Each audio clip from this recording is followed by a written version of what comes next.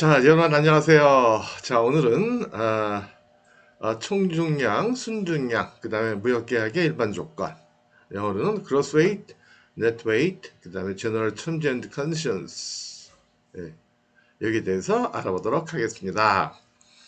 자, 우리가 보면은요, 총중량, 순중량 이 말은 우리가 이제 어디서 보통 많이 사용하게 되냐면요, 어, 수출상이 수출 물품을 수입상한테 선적한 다음에 반드시 선적서류를 보내줘야 되잖아요. 그쵸? 선적서류를.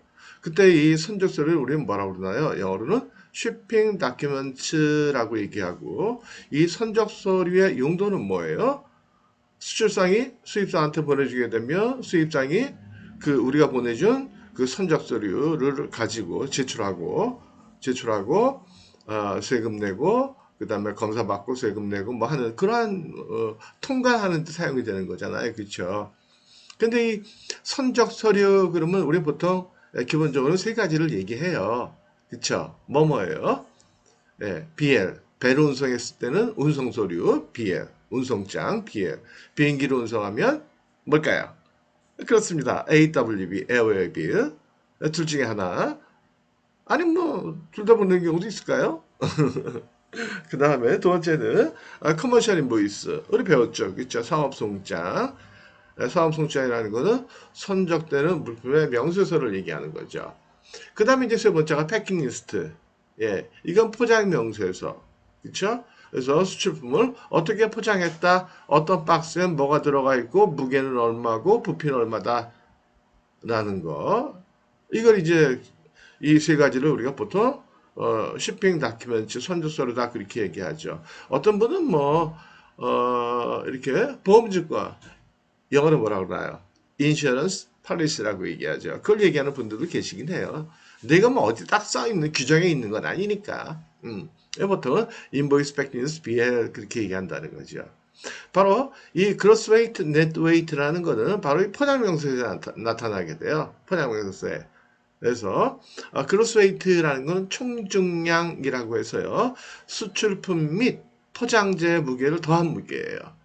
여기서 포장재가 그러면 외포장 있죠? 외포장. 카톤 박스. 이런 것들을 얘기하는 거예요. 예. 이런 것들을. 그래서 예를 들면 로션을 종이 박스에다가 로션 보통 이제 종이 박스에 넣잖아요, 그죠? 그 다음에 이제 로션을 뭐 몇백 개를 이렇게 큰 카톤 박스에 넣게 되잖아요.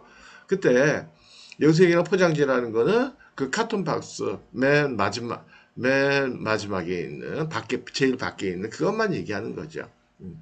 그래서 총중량, 그로스 웨이트. 그래서 포장 명세서에 표시할 때는 보통 알파벳 대문자 G하고 슬래시 웨이트 이렇게 실무적으로는 많이 쓴다라는 거죠. 총중량이고요. 순중량이다라는 거는 수출품의 포장을 제외한 순수한 수출품의 무게.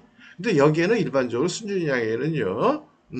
좀 전에 말씀드린 대로 로션 같은 거 사게 되면 이 종이 박스가 종이 박스가 들어있잖아요. 로션이 종이 박스를 해체하고 그 다음에 이제 로션을 꺼내가지고 이제 우리가 쓰게 되잖아요. 그런 것들은 다 순중량에 들어간다 이렇게 보시면 될 것 같아요.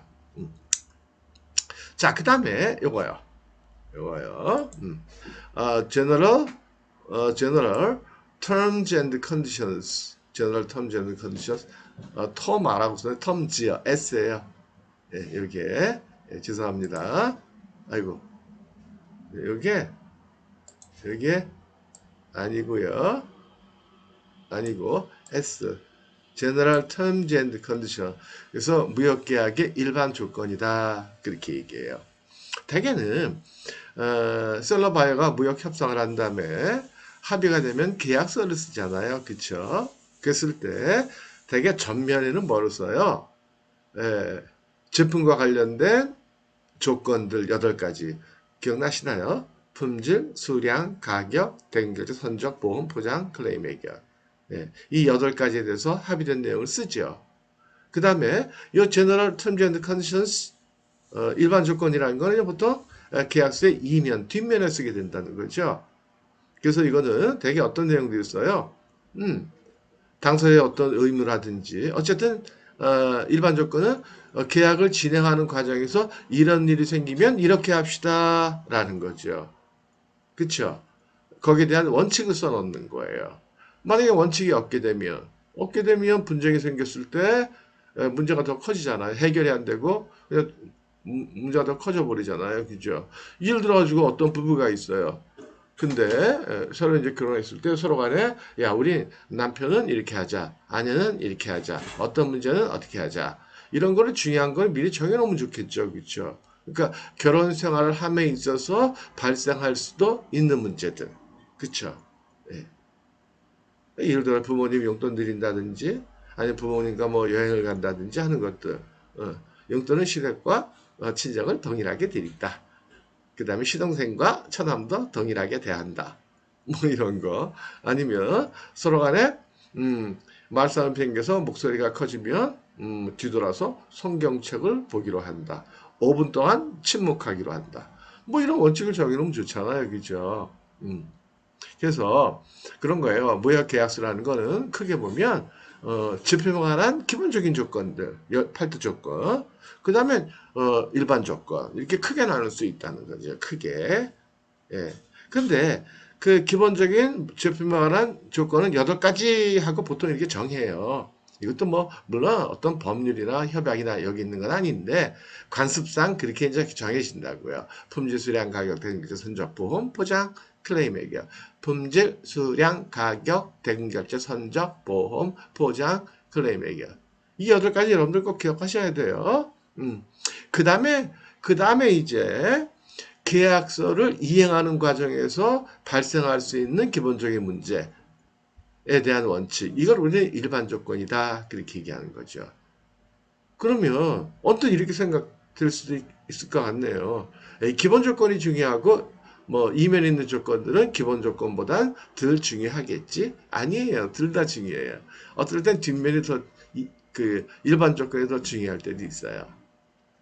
이해가 되시겠죠? 그래서 무역계약서의 일반 조건 그러면 대개 보면 매매 당사자의 기본 의무는 뭐다?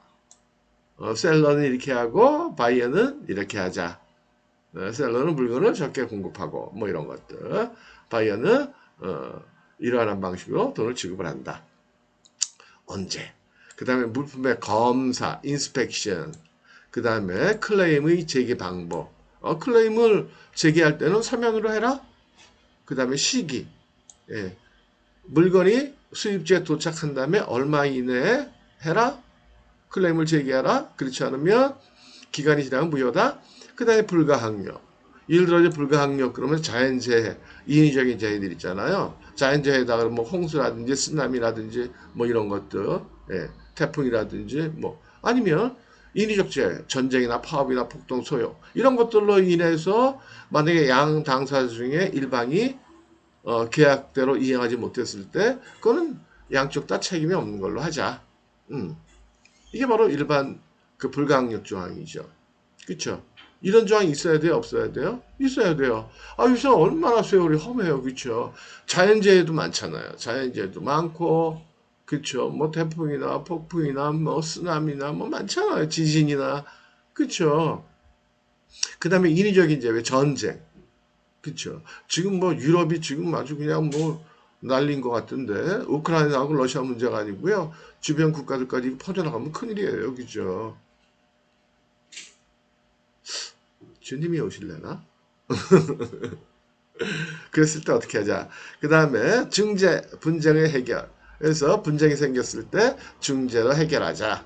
이것만 넣어도 되고 안 써도 되겠죠. 물론 이 모든 내용들을 다 써놔야 되는 건 아니에요. 아니면 이것만이 다는 아니에요. 예, 제품의 특성이나 아니면 국가 간의 문제나 아니면 여러 가지 상황을 고려해서 우리는 이런 건 원칙을 정해놓으면 좋겠네. 그러면 정하면 돼요. 마치 가정마다 다 다르잖아요. 사는 모습이.